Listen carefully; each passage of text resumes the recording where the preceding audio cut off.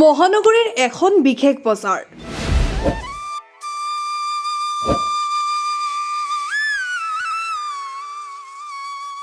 যদি আপুনি গুৱাহাটী মহানগৰীৰ বাসিন্দা তেন্তে আপোনাৰো চিনাকি নিশ্চয় এই বজাৰখন, যিখন বজাৰত বহু সংখ্যক মহিলাক বিক্ৰেতা হিচাপে দেখিবলৈ পোৱা যায়।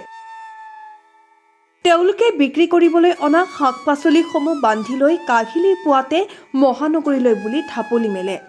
তেওঁলোকৰ সপোন আশা যাতে তেওঁলোকে লৈ অহা শাক-পাচলিসমূহ বিক্ৰী কৰিব পাৰে।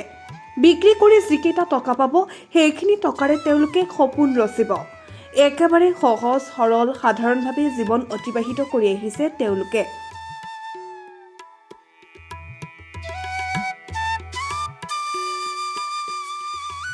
ৰ'দ বৰষুণকো নেওচি তেওঁলোকে প্ৰতি বৃহস্পতিবাৰ আৰু দেওবাৰে এই বজাৰখনলৈ বুলি বাট বোলে।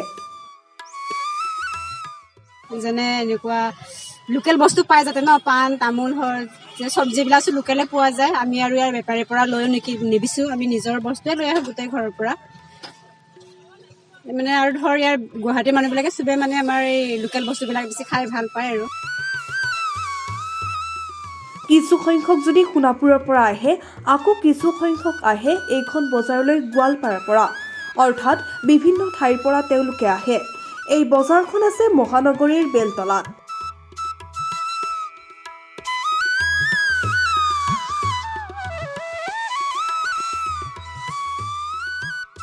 বজাৰখন প্ৰতি বৃহস্পতিবাৰ আৰু দেওবাৰে বহে।